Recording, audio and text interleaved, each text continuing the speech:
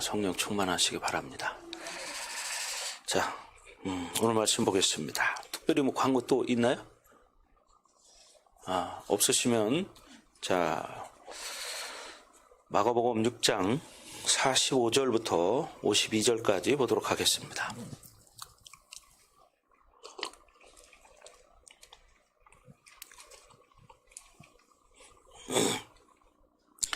(45절부터) 저와 여러분들이 한 절씩 교독합니다. 예수께서 즉시 제자들을 재촉하사 자기가 무리를 보내는 동안에 배 타고 앞서 건너편 벳세다로 가게 하시고 저물매 배는 바닷 가운데 있고 예수께서 홀로 무태 계시다가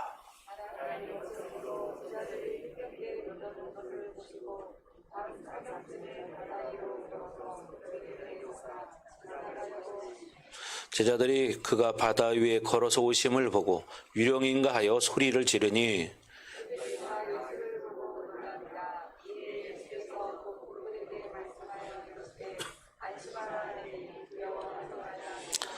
배에 올라 그들에게 가시니 바람이 그치는지라 제자들이 마음에 심히 놀라니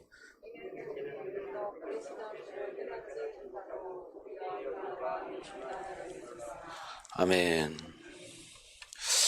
자, 오늘은 45절부터 52절 괴로이 노를 저을 때라는 제목으로 은혜를 나누겠습니다. 자, 지난주에 오병이어 기적을 봤는데 마가복음에는 정확하게 명시되어 있지 않지만 이 오병이어 기적은요 가버나움 근처에 있는 들판에서 일어난 사건입니다.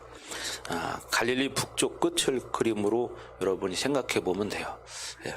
그래서 남쪽으로부터 북쪽으로 향하는 방향의 그런 관점으로 본다면 왼쪽이 가버나움 지역이고, 그리고 갈릴리 거의 중간에 요단강이 흐른다 이렇게 생각하시면 됩니다.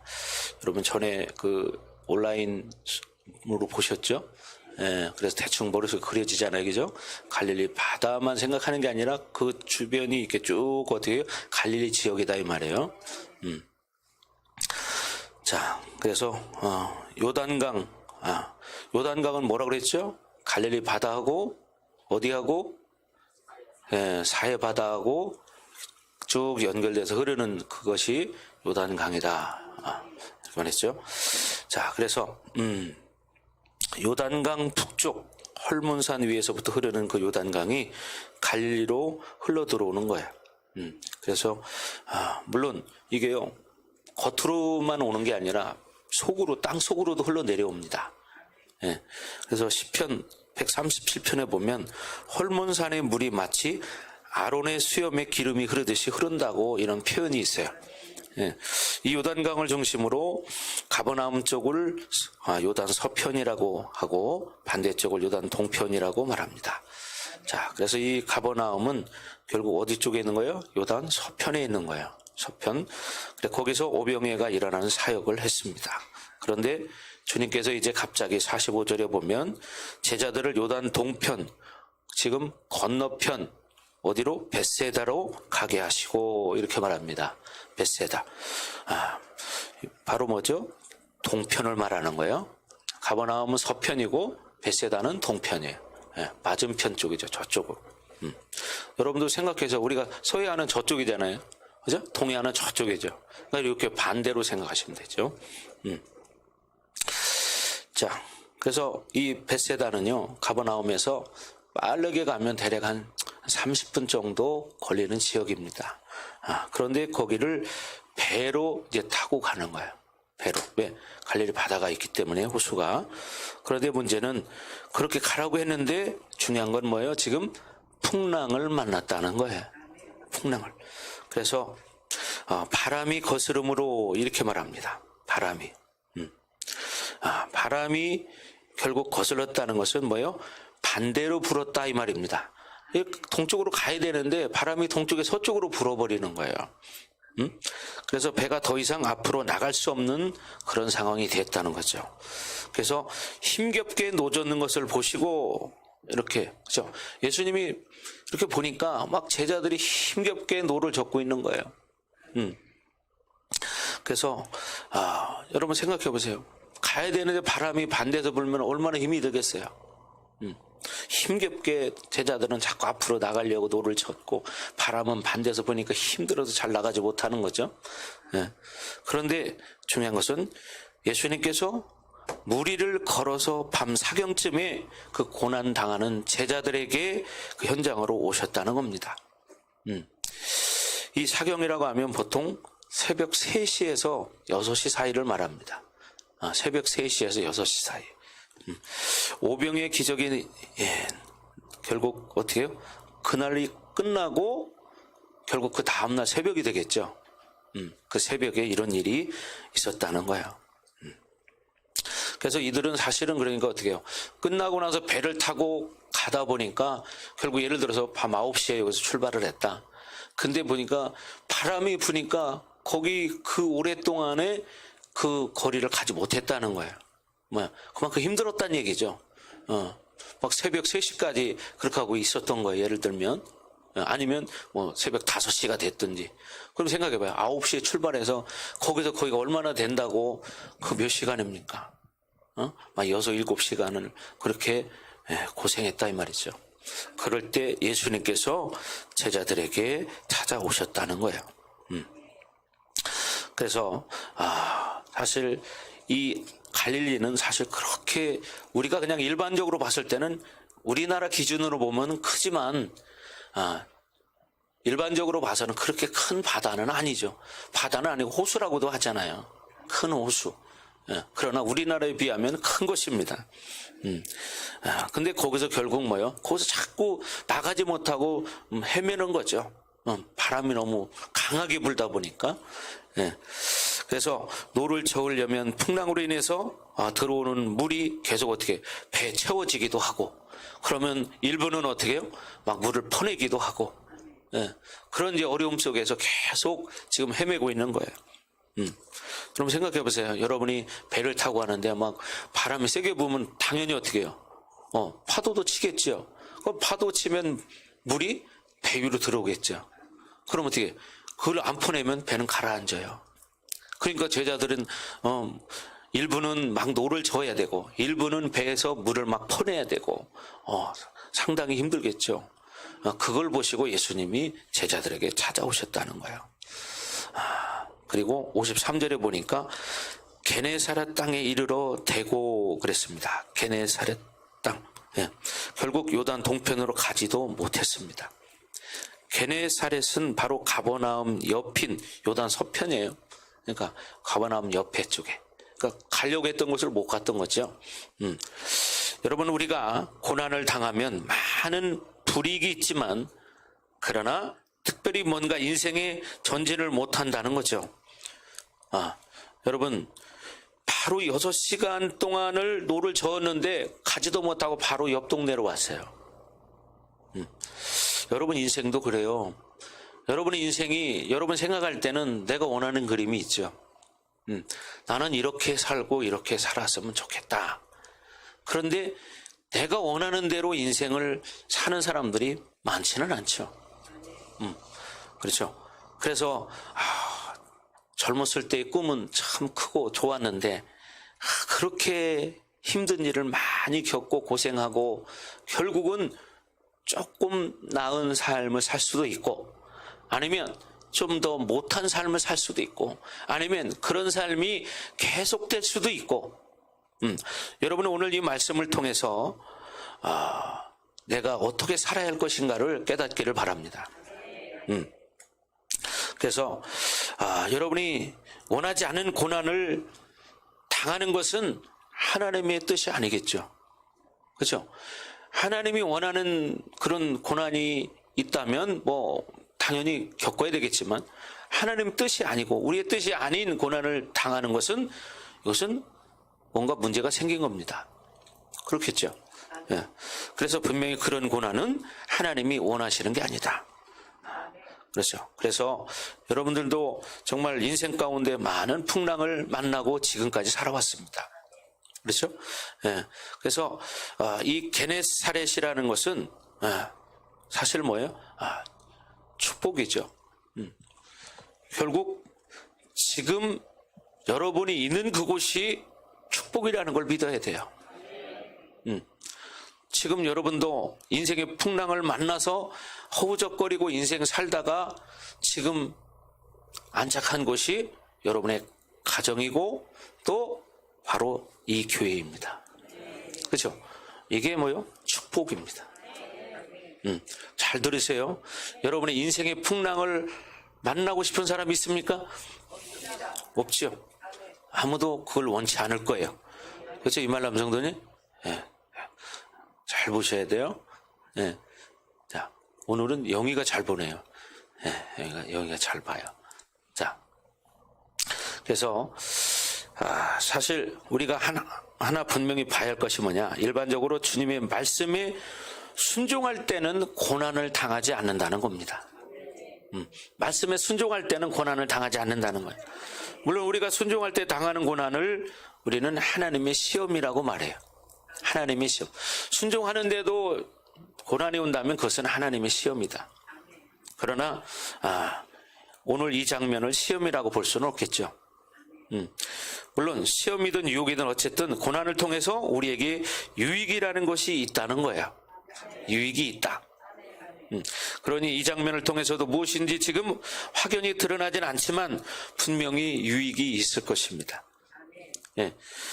그러나 순종할 때는 고난 당하지 않는 것이 일반적인 현상이라는 거예요. 그리고 이 마가복음이 여기까지 왔는데 우리가 4장에서도 보면 제자들은 풍랑을 만나잖아요. 그런데 4장에서도 우리가 봤지만 제자들은 왜 순종하는데 고난을 당하는가? 이게 퀘션 마크죠. 일맥상통하는 부분이 있지만 다른 차원에서 분명히 이유가 있습니다.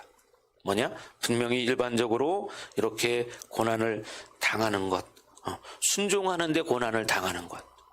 이건 여러분이 알지 못하지만 분명히 이유가 있다는 거예요.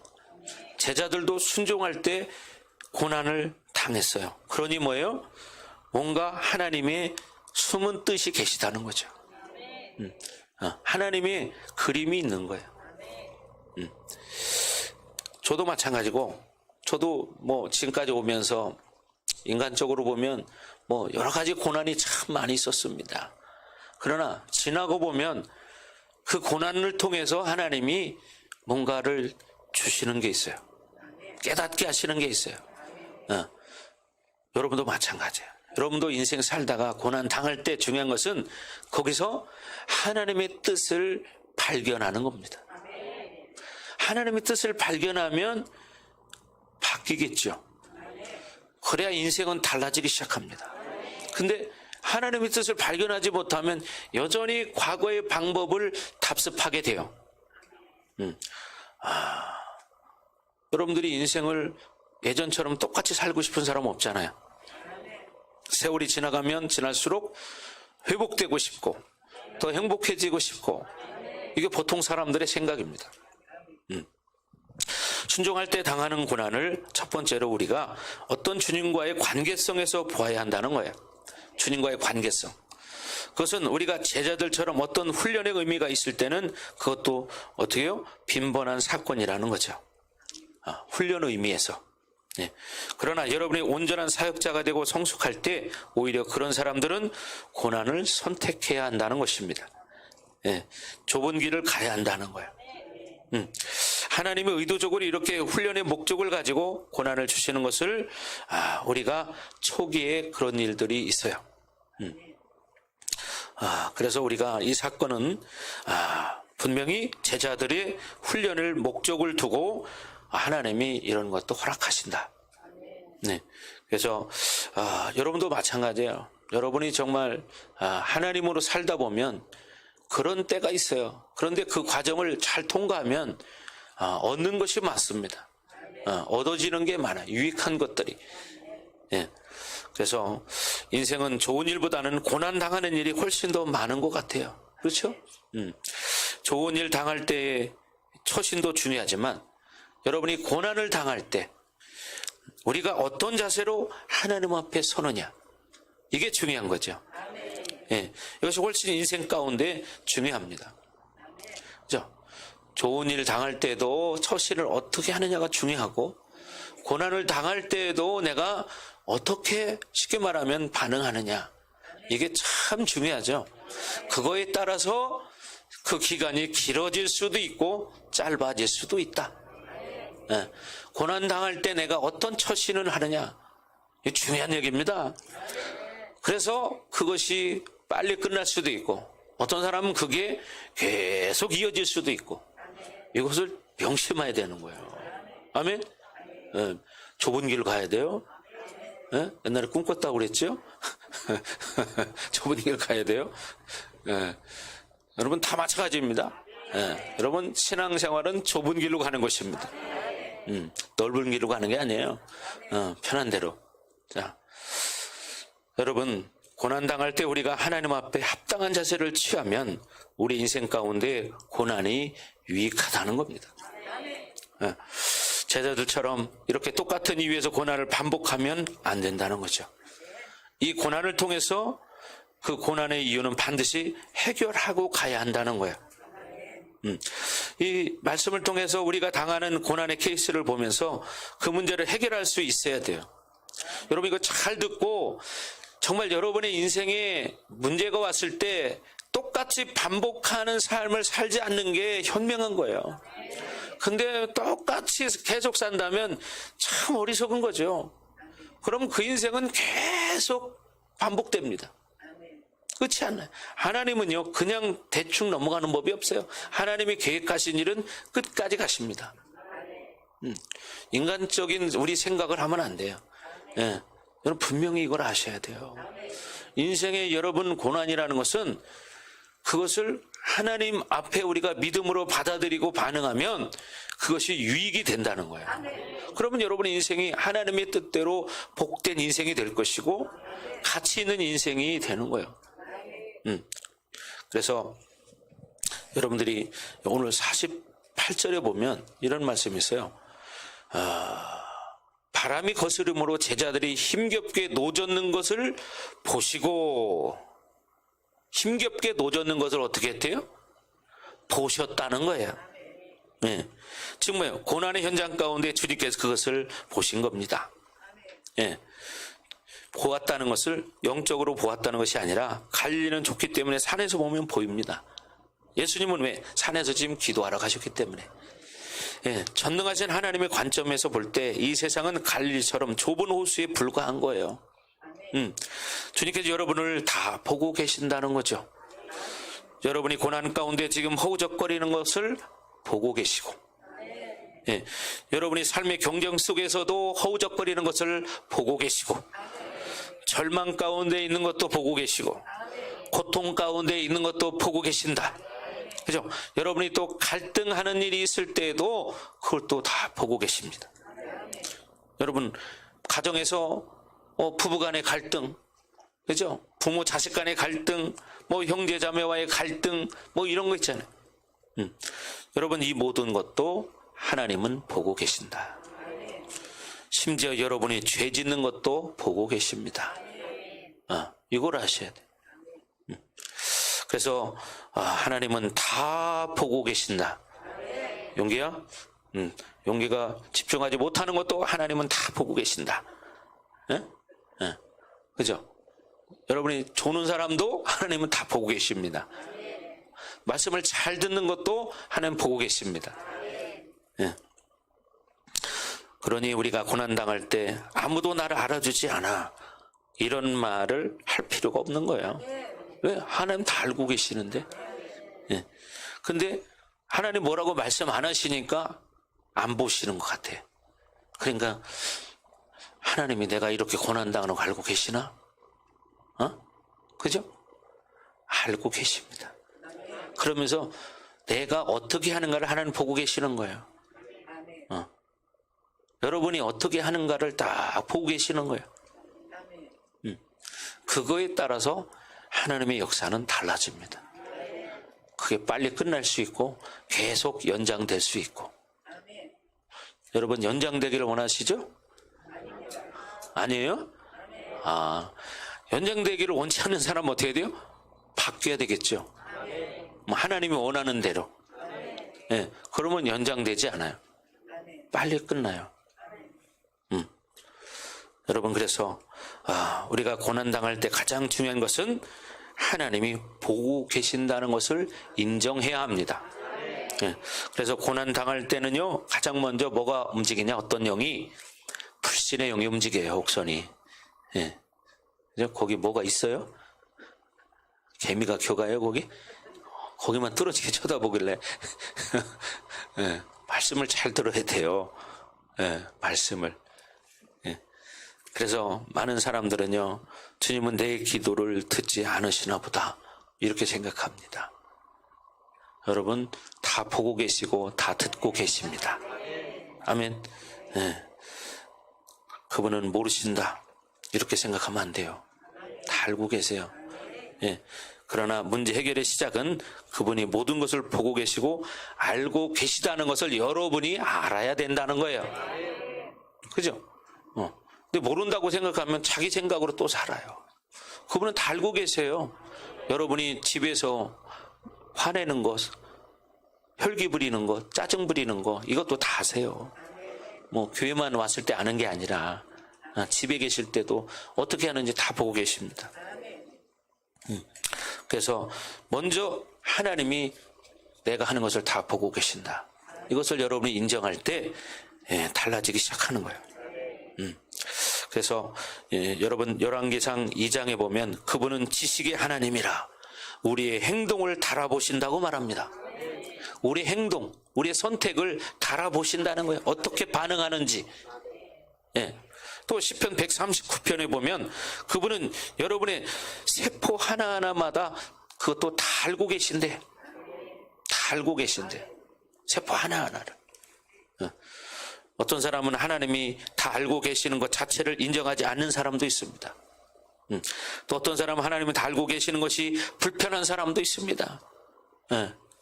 그러나 하나님이 누군지 알면 그분이 다 보고 계시다는 것이 여러분 편안해지는 겁니다. 그것이 여러분에게 정상적인 신앙인의 모습이 돼야 하는 거죠. 맞다. 그분이 다 알고 계시오. 그러니 내가 염려할 것이 뭐냐? 그분께 맡겨야지. 그죠? 그런데도 우리는 말씀을 들을 때는 그렇게 될 것 같은데 또 현실이 되면 또 그게 찾아와요.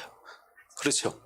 그거를 뭐요? 자꾸 믿음으로, 말씀으로, 기도로 돌파해야 된다는 거예요. 그러니까 어떻게 말씀을 가까이 보면 말씀이 힘이 되는데 말씀을 안 보기 시작하면 자기 생각이 이제 기준이 되기 시작하는 거예요. 그러니까 자꾸 염려가 되기 시작해요. 네. 누구나 마찬가지입니다. 우리가 막 기도하고 성령 충만할 때는 문제가 하나도 안 돼요. 근데 현실로 딱 돌아오면 또 그 일이 부딪히거든요. 그때 또 그걸 바라보니까 또 염려가 생기고. 그렇죠? 여러분, 불안해하는 사람은 여러분 회개해야 됩니다. 회개해야 돼요. 예, 우리가 이것을 회개해야 돼요. 염려하는 것도 회개해야 됩니다. 여러분, 저도 그런 염려하는 생각 들 때 있죠. 근데 그걸 자꾸 회개합니다. 쳐냅니다. 안 받아들입니다. 예, 하나님께서 염려하지 말라고 했으니까. 사람이기 때문에 염려 한 번도 안 하고 살 수는 없어요. 살다 보면 염려가 올 때가 있어요. 그런데 어떻게 그걸 받아들이지 않는 거예요. 자꾸 쳐내는 거죠. 왜? 말씀대로 살려고. 그게 이기는 길이죠. 그렇잖아요? 여러분, 감각이 없어지면 그것을 모릅니다. 이제 말씀 감각. 성령이 충만하면 말씀에 감각이 있어서 말씀을 들으면 막 영이 살아나요. 근데 성령 충만하지 않으면 말씀을 들어도 감이 안 와요. 그냥 해롱해롱해요. 해롱해롱해요. 네. 여러분들이 인생을 지금 어떻게 살 것이냐를 말씀을 통해서 지금 깨닫는 거예요. 그럴 때 여러분 인생이 달라지는 거예요. 여러분 이 설교를 듣고 여러분의 문제가 분명히 해결돼야 됩니다. 여러분 보세요. 목사님 강단에 서 있죠? 여러분의 모습이 다 보입니다. 어떤 사람 지금 해롱거리는 사람, 지금 조는 사람 아예, 어떤 사람은 또 흰자가 보이는 사람, 물론 뭐 많지 않지만 보입니다. 근데 보좌에 앉으신 분이 우리를 보지 못하겠느냐? 그렇지 않아요? 하늘 보좌에 앉으신 그분이 보지 못하겠느냐 이 말이에요. 다 보고 계신다 이 말입니다. 자, 여러분, 그러나 중요한 것은 보고 그냥 있으신 것으로 끝나는 것이 아니라는 거예요. 48절 다 같이 한번 읽어봅니다. 시작.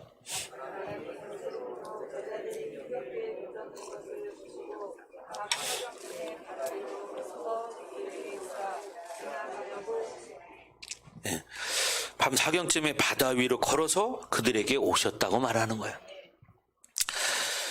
반드시 그분은 보시고 그분의 정확한 타이밍에 오신다는 사실입니다. 우리 스스로 끝났다, 이제는 아무것도 할 수 없다, 이렇게 절망하는 것이 아니라 그분은 정확한 시간에 오신다는 것을 믿어야 되는 거예요. 여러분, 전에 그런 얘기 한 적 있지만, 여러분 이제 마지막 때에 마지막 전쟁이 뭐냐?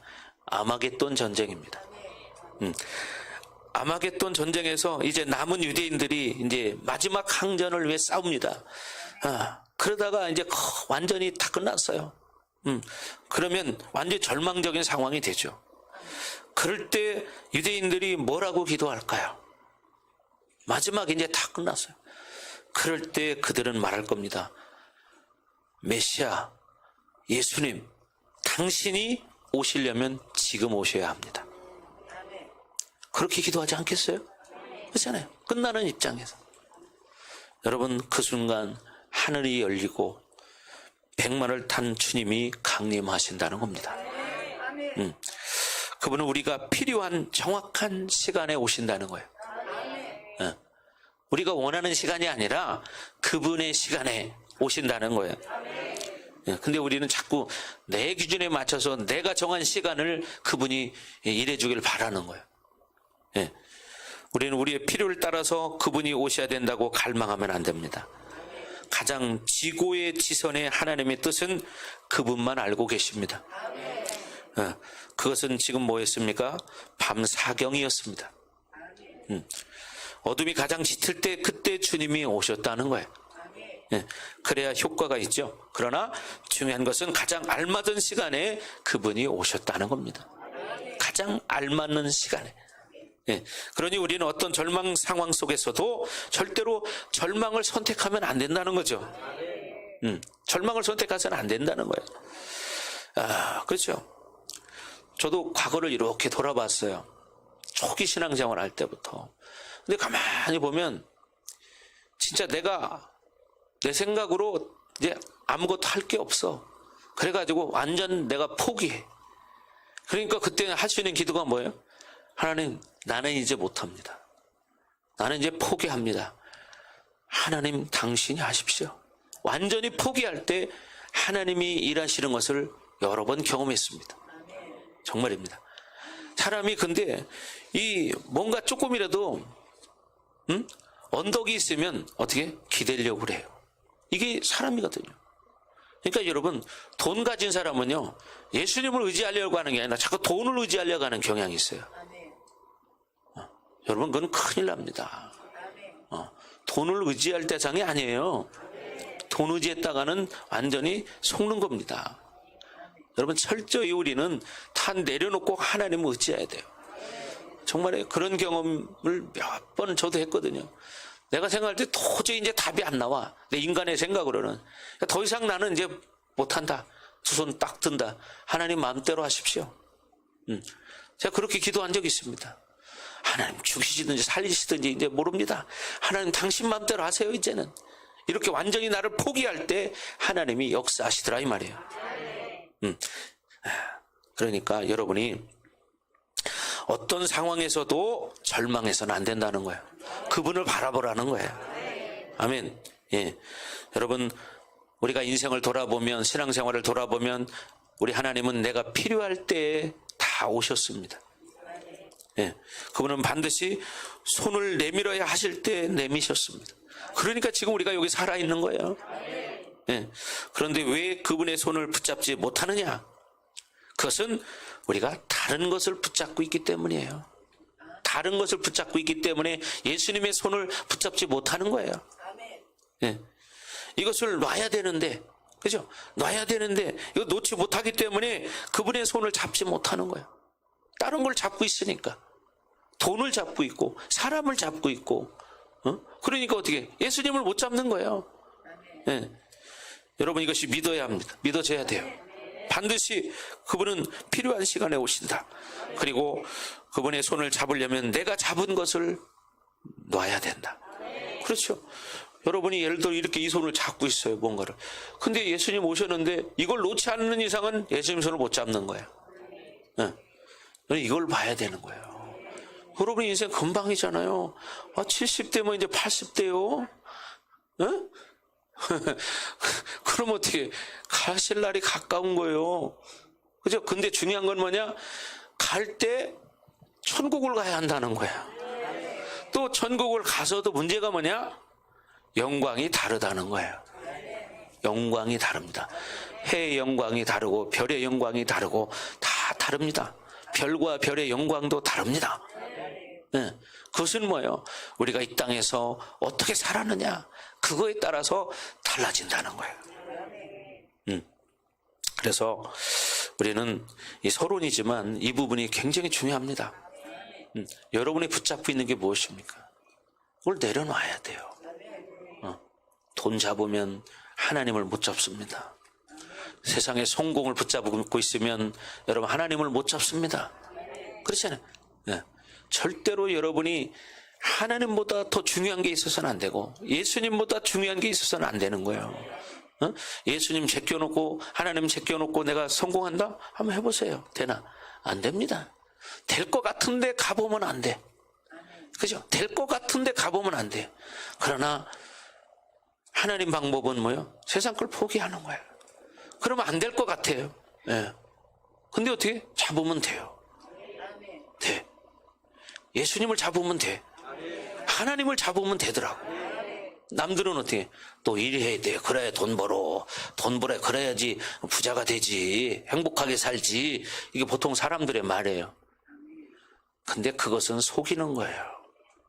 여러분 이걸 아셔야 돼요. 예. 하나님을 잡을 때 그 안에 모든 게 다 있습니다. 이걸 알아야 돼. 하나님 안에 모든 게 다 있는 거예요. 뭐니 해도 머니가 최고다 이런 사람은 끝나는 거예요. 머니는 최고가 아닙니다. 여러분, 갓을 잡으면 영광도 있고 돈도 있습니다. 옛날에 이런 말씀 했죠. 갓을 잡으면 글로리도 머니도 있다. 이론이 아니고 사실입니다. 그죠? 많은 사람들이 하나님으로 살면 지지를 못 살면서 맨날 하나님 믿는다고 그런다고 막 처음에는 비웃습니다. 근데 나중에 하나님의 은혜를 받고 하나님의 축복을 받고 행복하게 사는 모습을 보면 그때는 깨닫습니다. 여러분 꼭 돈이 많은 것만이 축복은 아닙니다. 제일 중요한 것은 믿음이에요. 믿음 있는 사람은 돈이 많지 않아도 행복하게 살 수 있습니다. 아멘. 그죠? 성경에도 그렇게 분명히 말하고 있고 여러분도 경험했을 것입니다. 그죠? 돈이 있어야 행복한 것은 아니고요. 정말 믿음이 있으면 믿음이 하나가 돼보세요. 가정이 돈이 많지 않아도 행복합니다. 근데 돈이 많아도 믿음이 하나가 되지 않으면 꼭 불화가 생깁니다. 그렇죠? 왜? 믿음이 같지 않기 때문에 자꾸 이용당하는 거예요. 어둠의 통로가 있는 사람이 있으면 자꾸 그 어둠이 들어가는 거죠. 그 가정에. 그러니까 어떻게 돼요? 자꾸 흙탕물을 일으키는 거야.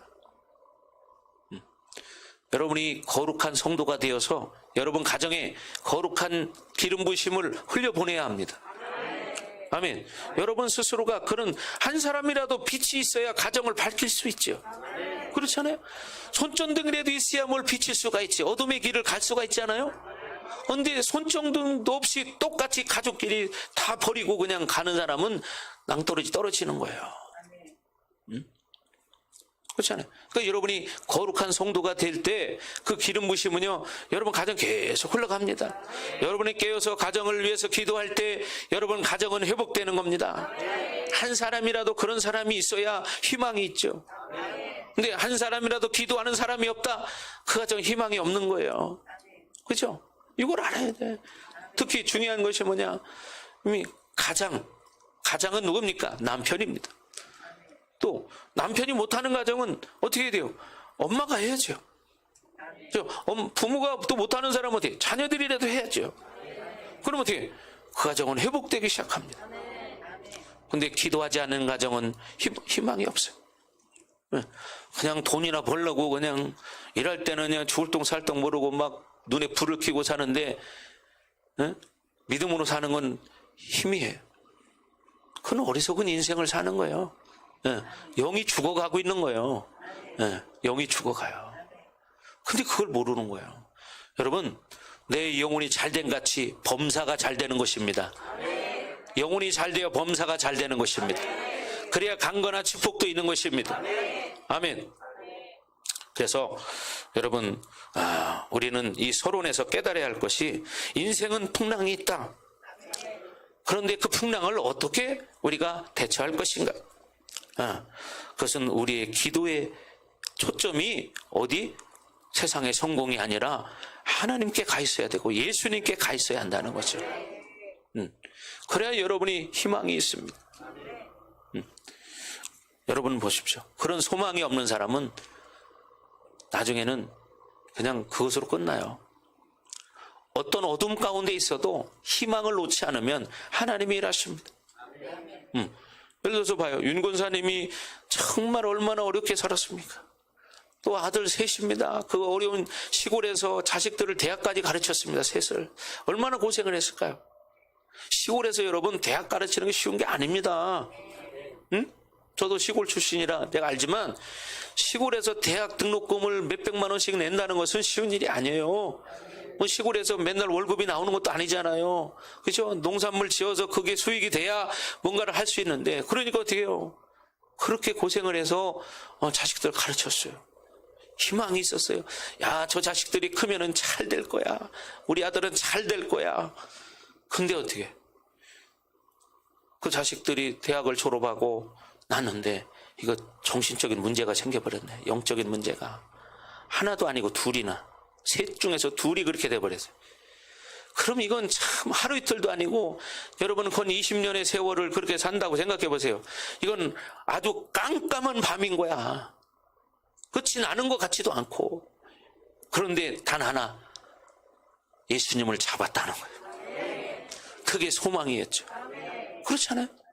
그것이 소망이었어요. 그랬더니 어떻게, 지금은 얼마나 회복돼서 살고 있습니까? 그렇잖아요. 아유, 그러니까 여러분 가정에서 한 사람이라도 그런 소망을 가지고 빛을 발하는 사람이 돼야 그 가정이 회복된다, 이 말이에요. 아멘. 참, 얼마나 눈물을 많이 흘렸을까요? 밭을 매면서도 아마 징징거리고 울 때가 많이 있었을 겁니다. 그죠? 예. 매만 호미만 고생했을 거예요. 막 그러다가 화가 나면 더 세게 찍고 이제 막. 그러다 어떤 때는 호미도 집어 던지고. 왜? 안 되니까. 그런데도 포기하지 않았기 때문에. 그죠? 소망이신 예수님을 붙잡았기 때문에. 여러분, 그 소망이 열매를 만들었다, 이 말입니다. 여러분 마찬가지예요. 여러분, 머니를 붙잡는 것이 아닙니다. 여러분, 이걸 분명히 알아야 돼요. 하나님을 붙잡아야 돼요. 갓을 잡으면 글로리도 머니도 따라온다. 이게 중요한 철칙입니다. 이걸 명심해야 돼요. 사람 의지하면 안 됩니다, 여러분. 사람 의지하면 남는 게요, 상처예요. 상처. 근데 사람은 인정이라는 게 있기 때문에 자꾸 사람을 의지하는 경향성이 있습니다. 사람 바라보고 사람 의지하면 그렇게 돼요. 이렇게 보니까 정광 권사님 눈썹이 진해지신 것 같으네요. 오늘따라. 며칠 전부터 내가 느낀 건데 뭔가 진해졌어요. 아마 거기다 뭘 하셨나 되셨나. 예. 얼마 전부터 내가 보니까 옛날부터 달라져서 갑자기 여기 왜 진한 거 있죠? 예.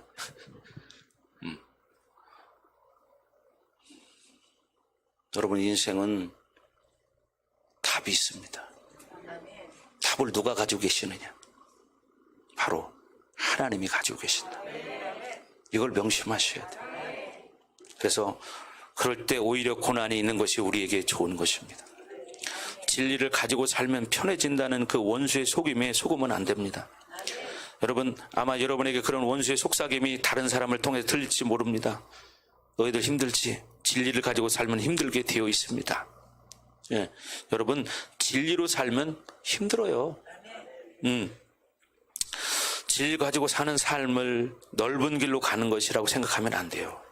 하물며 악을 가진 우리 보통 사람들은 당연히 힘들게 되어 있습니다.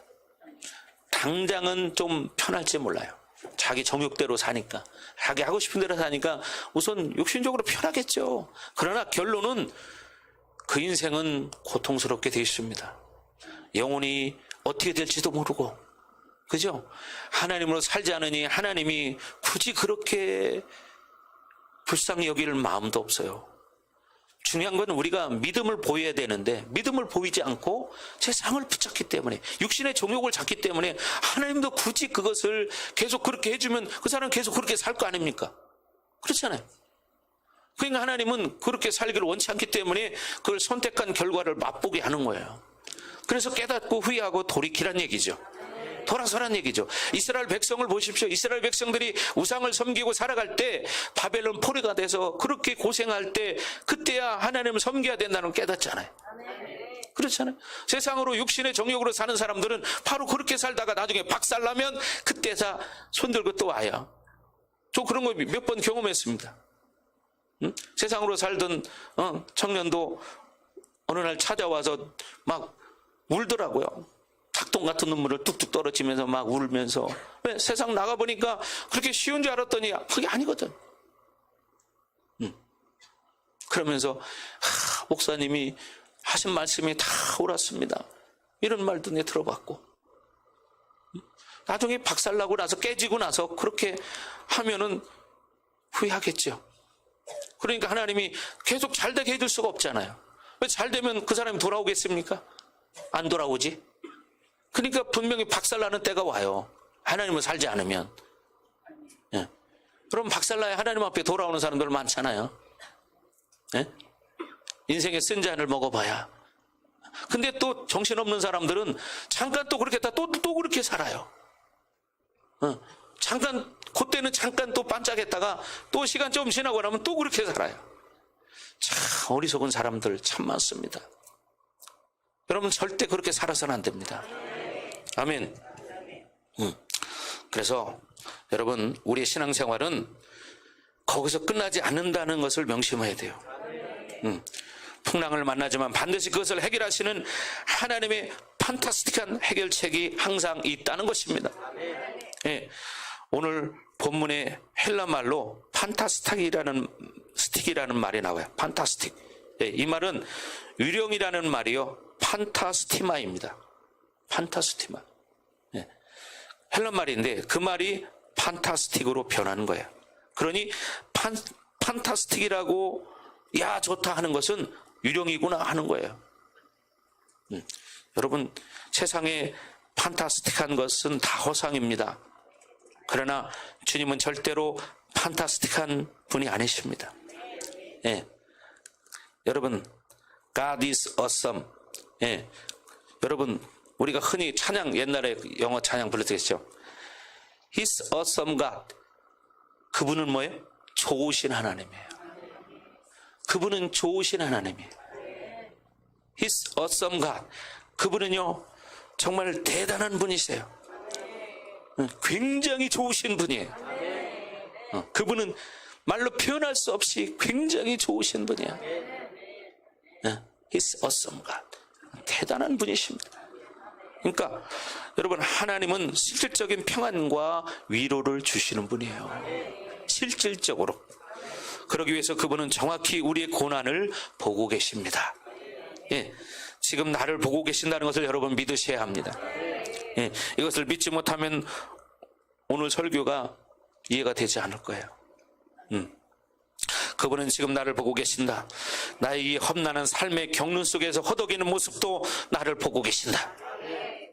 내가 얼마나 세상 가운데서 허덕거리는지 하나님은 나를 보고 계신다. 나의 갈등도 보고 계신다. 나의 고민도 보고 계신다. 아멘. 예, 여러분이 염려하는 것도 다 보고 계신다. 이것을 여러분이 믿음으로 받아들여야 합니다. 그리고 그분은 정확히 그분이 원하는 시간에 우리에게 찾아오신다는 거예요. 신실한 하나님을 의심하지 말아야 합니다. 그분은 신실하십니다. 그죠? 신실하신 주. 예, 하나님은 성실하십니다. 아멘. 예, 그러면 왜 이런 주님과 살면서 제자들은 풍랑 속에서 허우적거리는가? 이게 문제죠. 어떻게 보면 지금 순종하다가 풍랑을 만났기 때문에 왜 이 고난을 허락하셨는가? 왜 느낌이 빨리 가서 구원하시지 잠시 동안 이 고난을 방치하셨는가? 이런 이유를 오늘 본문을 통해서 여러분 깨닫기를 바랍니다. 여러분 인생 가운데 고난을 잘 대처하는 것이 인생을 승리하는 비결 중에 하나입니다. 예, 아이가 여러분 잘 성장하려면 어떻게 해야 됩니까? 무엇보다 첫째, 잘 먹어야 됩니다. 그렇죠? 잘 먹어야지 성장을 해요. 안 먹으면 성장을 안 하죠. 예. 지금도 여러분이 성장하기 위해서는 뭐예요? 하나님 말씀을 잘 먹어야 됩니다. 하나님 말씀을 잘 먹어야 여러분이 믿음으로 성장합니다. 아멘. 예. 두 번째는 뭐예요? 그 아이의 어떤 육체적인 아픔이나 고통 이런 질병을 어떻게 치유해야 합니다. 치유해야 돼. 그래야지 건강하게 잘 자라나요. 예. 질병이 걸렸는데 너 혼자 알아서 해라. 그러면 어떻게? 죽어요. 그러니 말씀을 잘 먹어야 되고 그리고 여러분이 당하는 인생의 고난을 잘 해결해야 합니다. 그럴 때 우리는 어떻게 해요? 믿음이 성장할 수 있는 거예요. 예. 주님의 의지처럼 우리는 영화로움에 들어갈 수 있는 거죠. 자, 그래 첫 번째, 왜 이렇게 풍랑 속에 허우적거리느냐? 자, 45절 다 같이 한번 읽어봅니다. 시작.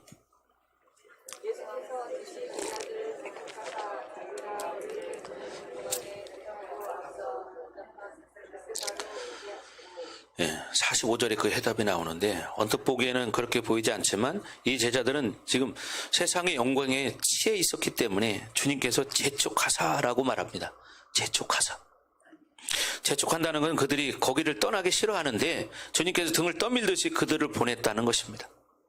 떠밀듯이 벳세다로 보냈다는 거예요. 본문에는 그 해답이 나오지 않지만 이와 똑같은 사건이 요한복음 6장에 보면 그 사건의 실마리가 나와요. 오병의 기적이 일어난 다음에 사람들은 예수님을 붙잡아서 임금을 삼으려고 합니다. 막 이제 예수님을 막 높이는 거죠. 임금 삼으려고. 주님은 자기를 임금 삼으려고 하는 것에 대해서 원하지 않으시는 거죠. 예, 한마디로 주님은 세상의 이 열광에 대해서 무감각하신 분이에요. 예, 이것이 얼마나 하나님으로 사는 사람으로서 중요한 문제인지를 몰라요. 여러분 이걸 알아야 돼. 예, 우리는 지금 고난이라는 것을 잘 대처해야 한다고 했습니다. 그러나 정작 우리의 승부수는 어디에서 나느냐?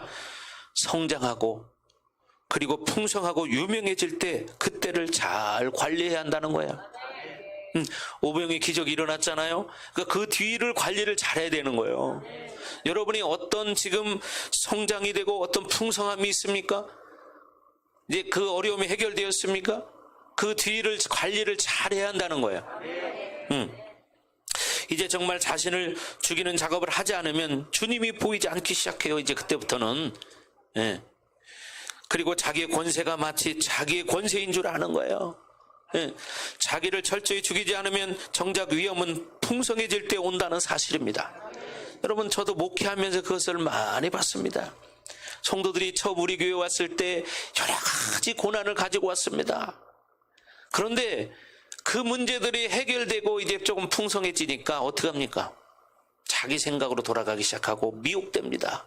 그러면 결론은 이제 이렇게 사는 게 싫은 거예요. 저는 이걸 많이 봤습니다. 인간이라는 게 이런 거구나. 인간이라는 존재는 이런 거구나. 다 그렇진 않습니다. 그러나 믿음 있는 사람은 절대 그러지 않습니다. 오히려 더 겸손해집니다. 그죠? 하나님이 높여주시고 풍성하게 해줄 때 오히려 더 겸손해지는 거예요. 더 낮아지는 거예요. 더 헌신하는 거예요. 더 충성하는 거예요. 그렇잖아요? 근데 그렇게 산 사람은 나중에 끝이 좋지 않습니다. 영광이 다릅니다. 이걸 여러분 분명히 생각하고 신앙생활을 해야 됩니다. 근데 사람이 조금 그런 말들이 있잖아요. 옛말에 배돼지 기름기 껴봐라. 그죠? 그러면 이제 벌써 신앙이요 식어지기 시작합니다. 자기도 모르게 서서히. 알게 오면 알겠죠. 그러나 그게 서서히 식어지고 그러면서 자꾸 이제 세상이 서서히 자기도 모르게 자기 속에 차고 들어오고, 사람이 자꾸 자기 속에 차고 들어오고, 자꾸 물질이 차고 들어오기 시작하고, 그러면 어떻게 자기도 모르게 서서히 합리화가 되면서 이제 멀어지기 시작하는 거예요. 네. 여러분, 지금 오늘 본문도 예수님이 왜 제자들을, 여러분 분명히 보시면 여러분이 깨달아야 할 것이, 그 많은 사람들을 오병의 역사를 통해서 또 사역을 했습니다. 그런데 예수님은, 여러분 45절 보십시오. 여러분 여기서 뭘 느끼셨나? 네. 중요한 것은 뭐요? 예수님이 즉시 제자들을 재촉하셔서 자기가 무리를 보내는 동안에, 이걸 봐야죠. 무리를 누가 보냅니까? 예수님이 보내요. 예수님이. 평소 같으면 제자들이 뒷정리를 할 텐데, 쉽게 말하면 예수님이 지금 뒷정리를 하고 있는 거예요. 왜요? 제자들이 그 엄청난 사건을 보면서 이게 붕붕 뜨기 때문이죠. 네? 여러분 이걸 보십시오. 여러분도 그러니까 뭐가 좀 좋아지고 풍성해지고 성장하면 거기에 취해버리면 안 되는 거예요. 여러분, 그래서 중요한 것은 이렇게 성장하고 풍성해지고 유명해질 때 관리를 잘 해야 한다는 것입니다. 아멘. 여러분, 그런 거요. 이 몇만 명이 모인 이 자리에, 그죠? 예수님이 만졌다 하면 다 치유가 됩니다. 그러니까 얼마나 사람들이 좋아하겠습니까? 그죠? 그리고 여러분 생각해 보세요. 막 얼마나 많은 사람들이 예수님의 이름을 불렀겠습니까? 그러니까 그 뒤를 따르는 제자들이 자기들이 으쓱해지는 거예요. 네. 여러분 그렇잖아요. 여러분 옛날에도 유명하신 그 신유의 권사님이 있었어요. 네. 근데 그분이 어느 날 천국을 갔어요. 천국을 갔는데 천국 문 앞에 가니까 예수님이 계신 거예요. 그래서 예수님 저 왔어요. 그래서 좋아서 막 하니까 예수님이, 나는 널 모르겠는데. 예수님 나 몰라요. 나 어디서 사역하고 막 하나님이 보셨잖아요. 예수님 보셨잖아요. 내가 환자들을 얼마나 많이 고치고 얼마나 많이 사역을 했습니까? 그때 예수님은 나는 너를 모르는데. 그러니까 깜짝 놀라. 왜 모르시냐고. 그때 예수님 말했습니다. 너는 내가 준 능력으로 장사했지 나를 높이지 않았지 않느냐. 자기가 가진 은사가 자기 것인 줄 알고 자기를 높였습니다. 장사해 먹었다는 거야. 장사. 그래서 제가 그분 이야기를 이렇게 들어보니까, 그래서 물어봤대요. 어떤 목사님 아십니까? 유명하신 목사님, 우리나라의 유명한 목사님. 그도 모른다. 또 어떤 사람, 이분 모르십니까? 유명하신 우리나라에 진짜 이름 되면 여러분들 다 아시는. 나도 모른다. 그러더라고요. 근데 그때 그러면 김창인 목사님 아십니까? 그는 내가 잘 안다. 그러더래요. 근데 보니까 그 김창인 목사님 뭐 하는 사람이냐면 북한 선교를 하는 사람이에요. 북한 선교. 그래서 이 권사님이 사실 죽었어요. 죽어가지고 사실 이제 완전히 관에 넣기 직전, 이제 염하기 직전 그 상태, 옛날 말로 칠성판이라고 그러죠. 반듯한 판, 칠성판에 누워놓은 상태예요. 근데 아들이 늦게 오는 바람에 염을 기다리고 있었던 거예요. 그때 깨어났어요, 양반이. 그리고 나서 자기가 깨닫고 회개하고 자기가 지금까지 긁어 모았던 많은 사람들이 막 이 사람이 집회를 하면요, 막 금반지 목걸이가 막 가만히로 나왔대. 근데 그거를 다 정리해가지고 여기 김창인 목사님 북한 선교하는데 다 선교원금으로 몇십억을 다 드렸다는 것입니다.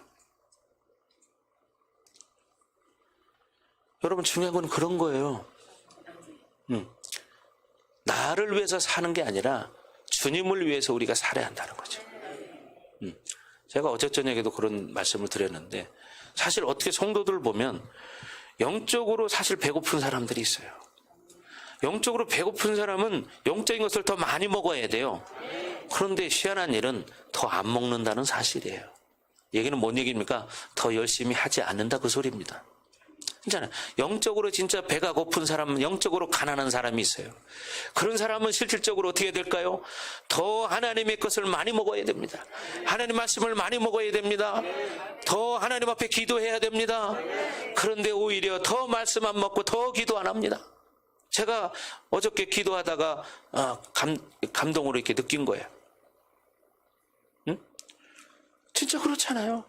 여러분, 또 가난하게 사는 사람들, 뭐 세상에도 보면 그런 사람 있잖아요. 가난하게 사는데 더 열심히 살지 않고 오히려 더 그냥 돈 생기면 막 쓰고 막 그냥 대충 이렇게 사는 거예요. 그러니까 그 사람이 부자가 될 일이 있습니까? 없잖아요.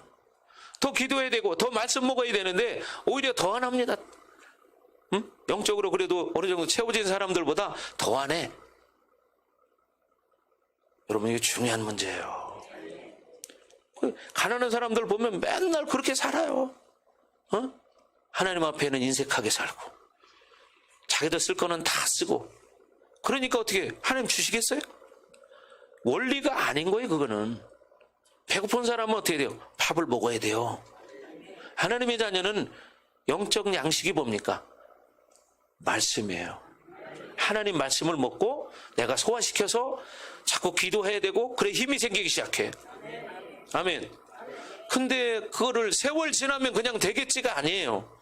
하나님을 전혀 모르는 사람이라면 그런 생각하고 산다고 할 수 있어요. 그러나 하나님을 안다면 그거는 그런 생각하는 자체가 잘못된 거죠. 그냥 세월 지나면 회복될 거야. 천만에 만만에 콩떡 같은 소리입니다. 왜? 하나님을 안다면 그렇게 말할 수 없고 그런 생각을 할 수도 없는 거예요. 그러니까 철저히 어떻게 해요? 하나님으로 살아야 돼요. 여러분, 주님은 이 세상의 영광에 대해서 전혀 반응하지 않으십니다. 그죠? 그러니까 예수님이 오늘도 어떻게 해요? 많은 무리들을 예수님 직접 보내. 그리고 제자들은 야, 니들 빨리 가라. 가. 세상에 취하지 않게 하는 거예요. 여러분, 조금 힘들더라도 내가 하나님의 말씀대로 가야 돼요. 좀 더딘 것 같지만 오히려 그렇게 가는 게 빠른 거예요. 빨리 간다고 이쪽 저쪽 방향 없이 막 헤매다 보면 나중에 엉뚱한 데가 있어요. 여러분, 이걸 명심해야 돼. 예? 예. 그냥저냥 그렇게 될 것 같아요? 세상은 그냥저냥 된다고 하나님은 모르니까 그런 말을 하지만 하나님 안에는 그런 법이 단 1%도 없다. 그러니까 중요한 건 뭐예요? 나를 하나님의 사람으로 만들어야 되는 거예요. 기도하는 사람 돼야 돼. 근데 기도 안 해. 말씀도 안 먹어. 자기 세상 것만 쫓아가. 그러다 보면 나중에 또 한번 깨져야 그때 또 손들어요. 천부여 의지 없어서 손들고 옵니다. 이 찬양 부르는 거예요. 여러분, 이 찬양 부르기 전에 여러분이 믿음으로 사시기 바랍니다. 아멘. 여러분, 절대로 우리가 세상 것에 취하면 안 됩니다. 마태복음 4장과 누가복음 4장에 예수님이 시험 당하시는 장면이 나옵니다. 예수님도 시험을 당해요. 마가에서는 2번째 시험이고 마태에서는 3번째 시험이에요. 원수가 세상의 영광을 보여줍니다. 그리고 주님에게 그렇게 말합니다. 네가 나에게 절하면 이 세상 영광을 내가 너에게 주겠다. 세상의 열광도 거부할 수 없는 열광이죠. 일반적인 사람들은. 주님은 그러나 그 세상의 열광을 어떻게 거부했습니까? 여러분이 혹시 이런 생각하면 안 됩니다. 예수님은 신이었으니까 그런 그런 열광을 거부했지.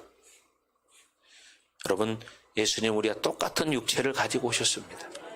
지금 이 사역하실 때 우리와 똑같은 육체를 가지고 사역하시는 겁니다. 아멘. 여러분, 40일 금식을 하고 얼마나 배가 고프겠습니까? 떡을 보면 먹을 수밖에 없는 인간이에요. 그렇죠? 사람으로부터 높임을 받으면 명예심에 들뜰 수 있는 사람이라는 것을 알아야 돼요. 그런데 어떻게 세상의 영광을 거부했습니까? 그것은 하나님만 바라봤기 때문이에요. 사람이 떡으로만 살 것이 아니요, 하나님의 입으로 나오는 모든 말씀으로 살 것이니라. 아멘. 네. 여러분, 고영수 권사님 지난주에도 간증 들어보니 그 얘기 하잖아요. 자기가 금식할 때 자기가 같이 금식했던 오살리 기도원에 금식했던 분들 중에는 금식 끝나니까 너무 배고프니까 나가가지고 뭐 시켜가지고 그거 막 먹었다는 거예요. 근데 그거 먹고 죽었대요, 그 자리에서. 여러분, 배가 고프다고 해서 무조건 아무거나 먹으면 안 되는 거예요. 그런데 여러분, 예수님은 그 세상 사람들의 열광을 보지 않았습니다. 여러분, 세상을 보기 때문에 세상의 열광, 그것이 자꾸 초점이 되는 거예요. 그러니까 세상을 너무 관심 가질 필요 없어요. 예. 여러분, 우선은 세상의 영광을 보지 않는 것이 최고입니다. 거기에 취해버리면 하나님도 잃어버려. 하나님도 잃어버려. 돈에 취하면 하나님도 예수님도 팔아먹어. 여러분, 이걸 아셔야 돼요. 여러분, 두 번째 가장 좋은 것은 아브라함이 그랬듯이 히브리서 11장의 본향의 영광을 보는 것이 가장 중요합니다. 본향의 영광을 바라보는 거예요. 본향의 영광을. 자기 육체를 날마다 죽이지 않고는 이 영광을 거부하는 것이 쉽지 않습니다. 자기를 자꾸 죽이는 훈련, 사도 바울이 말하는 것처럼 내가 날마다 죽노라, 이렇게 말하잖아요. 내가 날마다 죽노라. 이렇게 자기를 자꾸 낮추고 죽이지 않으면 세상에 끌려가기가 쉬워요. 왜? 지금 당장 편한 게 좋거든. 언제 편한 게 좋아. 얼굴이 시커매지기 시작합니다. 어느 날부턴가. 네. 여러분, 기도하지 않은 사람은 얼굴빛부터 달라지기 시작해요. 네. 시커매지기 시작합니다. 표시가 나요. 여러분, 지금 여러분 중에도 몇 사람이 지금 약간 꺼머티티한 사람이 있어요. 여기서 보면 보이거든요. 왜 그럴까요? 세상이 가득 차서 그래. 한 주 동안 세상으로만 산 사람들은 영이 죽어가는 것입니다. 여러분, 그러나 뭐 직업상 또 그런 사람도 있어요. 그런 사람이 어떻게 믿음으로 살고 기도하고 자꾸 자기가 삶에서 말씀을 실천하면 괜찮은 거예요. 그죠? 그럴 수 있어요. 언제 어디서나 자기가 믿음으로 살면 되는 거예요. 그리고 예배 잘 드리고 예배를 통해서 말씀을 일주일 동안 먹을 양식을, 영의 양식을 오늘 먹는 것입니다. 이 말씀을 붙들고 일주일을 사는 거예요. 근데 이거 조느라고 이 말씀 들을 수도 없고, 이런 사람들은 다음 주 한 주도 또 줘라. 그러니 세상으로 살 수밖에. 그럼 나중에 가보십시오. 분명히 후회할 날이 옵니다. 그러나 예수님을 붙잡는 사람은 어떤 사람도 회복된다. 어떤 사람도 회복된다. 아멘. 어떤 사람도 회복됩니다. 성경은 누구든지라고 말했어요.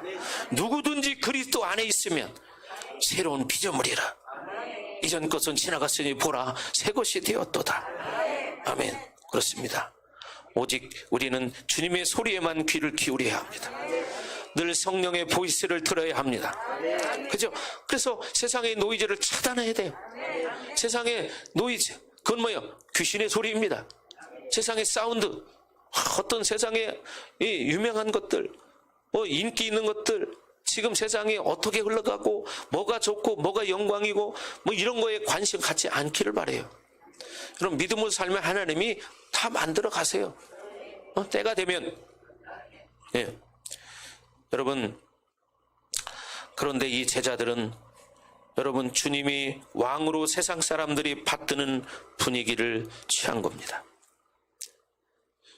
심지어 제자들은 이런 심각한 고난 속에 있으면서도 그 버릇을 버리지 못합니다. 왜냐하면 주님이 예루살렘에 입성하실 때 하나는 좌편에 다른 하나는 우편에 앉혀달라고 말하죠. 예, 세상의 영광을 버린다는 것이 쉬운 이야기가 아닙니다. 그러니 하박국에서 말했듯이 명예욕, 성취욕, 여러분 이런 것들이 얼마나 우리에게 큰 악이라는 것을 여러분 알아야 됩니다. 제자들은 자신의 사역을 통해서 자신의 영광을 취하게 된 거예요. 예? 그렇죠? 자신들이 좀 사역하는 거에 대해서 취하는 거예요. 이것도 거부하는 것이 쉬운 얘기가 아닙니다. 말씀 전하면 사람들이 은혜 받고, 그죠? 막 거꾸로지고 놀라운 치유 역사가 일어나고, 막 그러니까 여러분, 자기들이 괜히 으쓱해지는 거야. 여러분, 이럴 때 조심해야 돼요.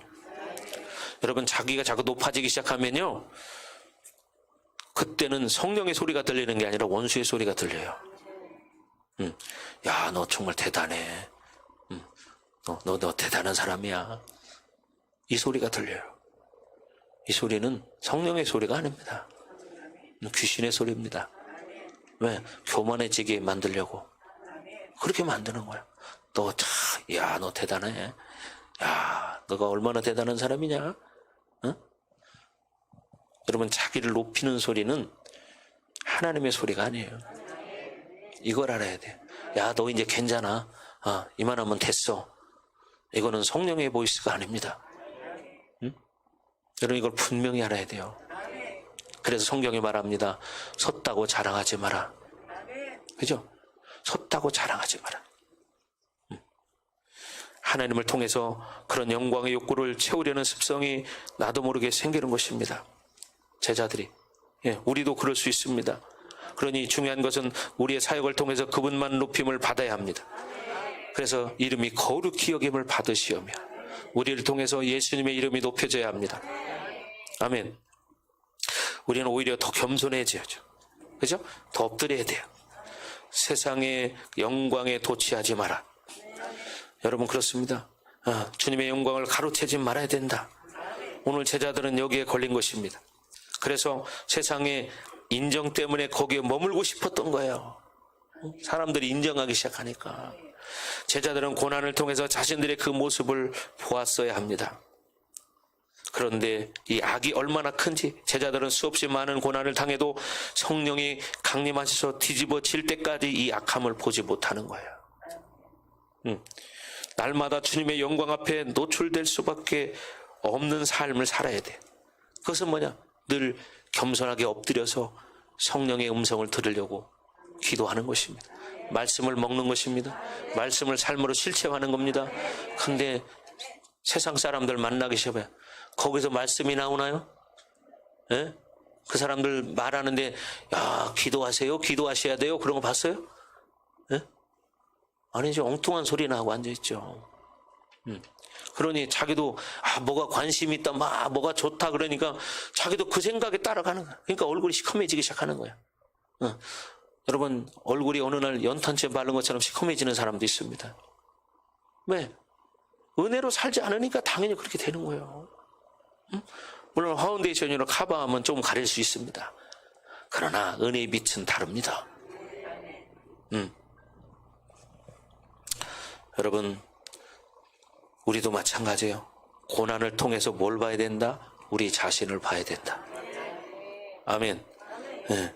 그래서 우리가 높아질 때 그분은 낮아지고 우리가 낮아질 때 그분은 높아지는 것입니다. 아멘. 그러니 여러분이 높아져도 그분이 그냥 놔두면 여러분 인생은 망가집니다. 높아지면 주님이 여러분을 어떻게 해요? 깨트려야 합니다. 예, 깨트려야 돼요. 물론 우리 성도들은 자기 자존감을 높여야 될 사람이 있습니다. 예, 그런 사람들은 자존감을 높여야 합니다. 그러나 스스로 높아지려는 사람은 자꾸만 뭉개져야 돼요. 깨져야 돼요. 박살나야 돼. 자꾸 높아지려고 하는 사람. 그러나 여러분, 하나님은 다 그렇게 하지 않아요. 겁먹지 마시고 교만한 사람을 말하는 거예요. 세상에서 높아지려고 하는 사람을 말하는 거예요.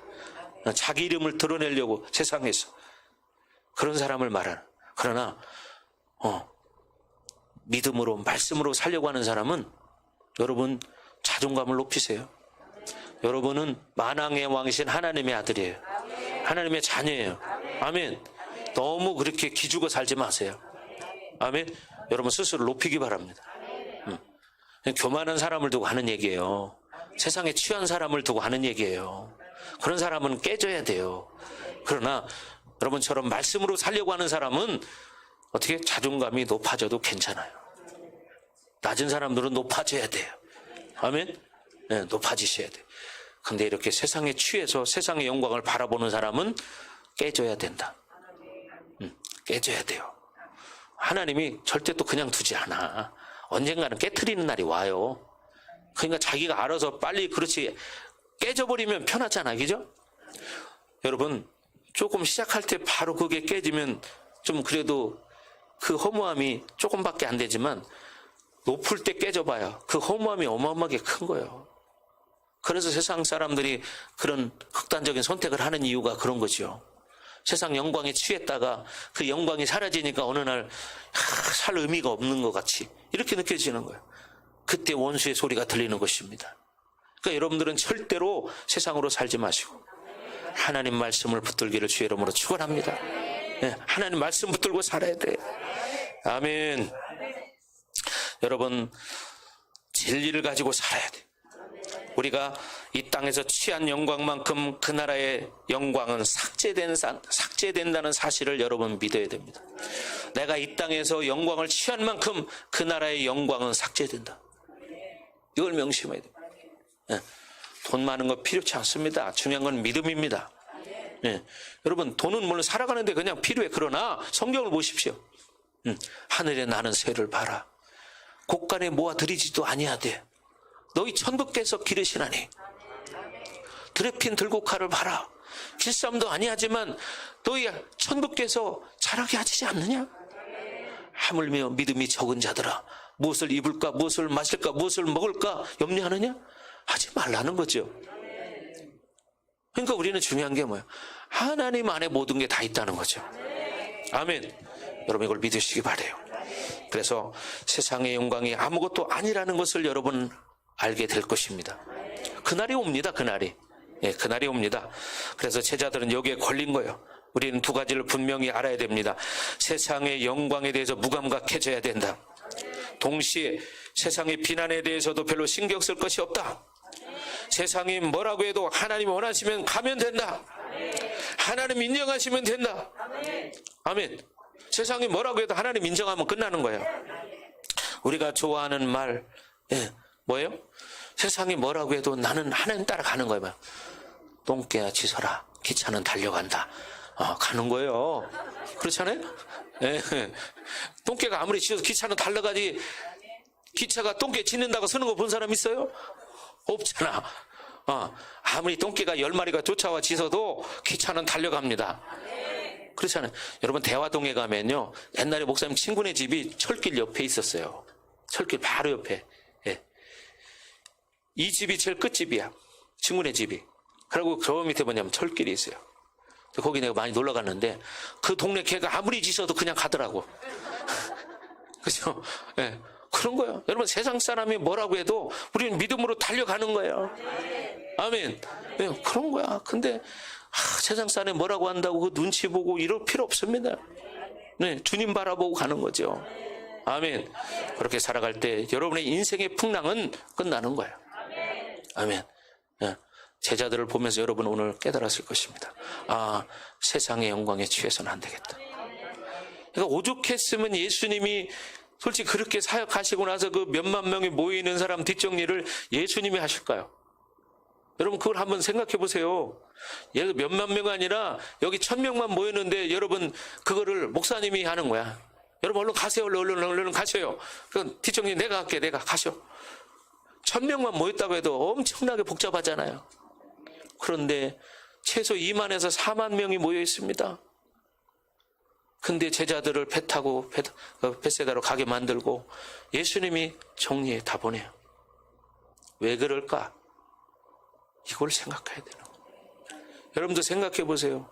우리 교회에서 그런 일이 있는데 엄청난 많은 사람들이 모였습니다. 집회가 끝났습니다. 그런데 목사님이 내가 뒷정리 다 할 테니까 여러분 그냥 가시기 바랍니다. 왜 그런 말을 할까요? 이유가 있겠죠. 바로 오늘 예수님의 마음이 그런 것입니다. 그런 걸 깨달아야 돼요, 여러분들이. 아멘. 신앙생활 하면서 여러분이 그걸 깨달으셔야 되는데, 그걸 못 깨달으니까 가세요, 내가 할게. 가셔야 돼.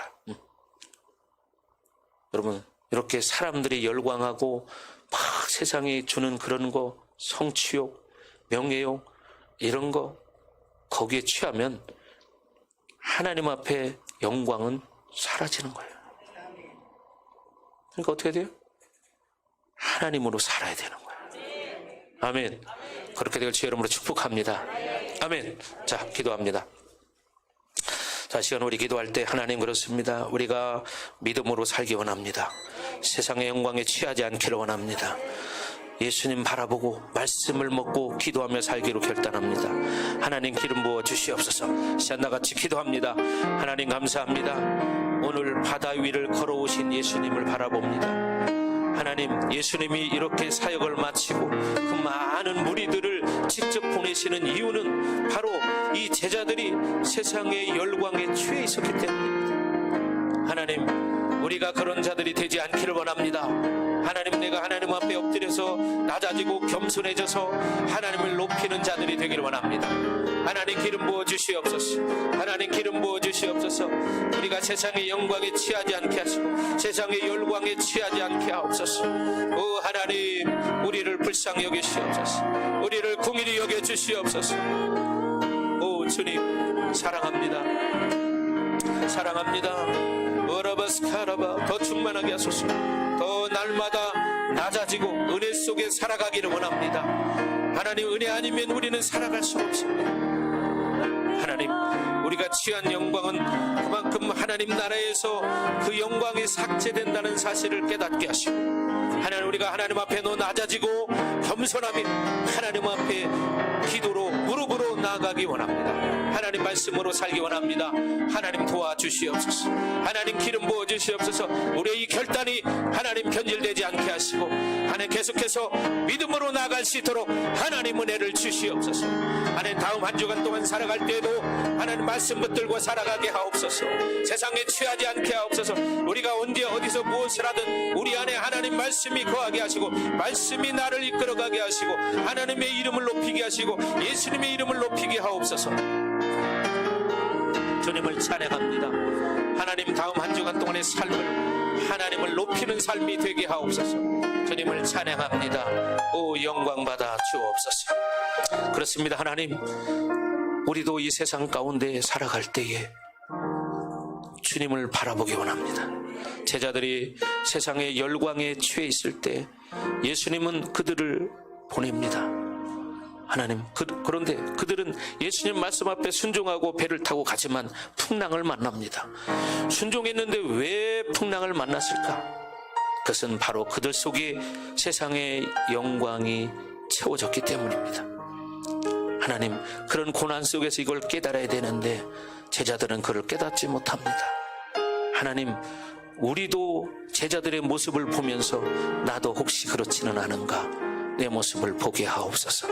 그래서 우리가 더 하나님 말씀 앞에 낮아지고 겸손해져서 예수의 이름만 높이게 하옵소서. 하나님의 이름만 높이게 하옵소서. 주님을 찬양합니다. 다음 한 주간 동안 살아갈 때에 믿음으로 승리케 하여 주옵소서. 이제는 이 교회 머리가 되시며 우리의 구원자가 되시는 예수 그리스도의 은혜와 독생자를 아낌없이 우리를 위해 이 땅에 내어주신 하나님의 극진하신 사랑하심과 보혜사 성령님의 감화감동 내주 역사 위로 충만하시니 오늘 말씀을 듣고 세상의 영광에 취하지 않기로 결단하는 사랑하는 성도들 머리 위에, 각 가정 위에, 우리 반석교회 위에, 그리고 이 나라와 세계 열방 위에 이제로부터 영원토록 함께 할지어다. 아멘.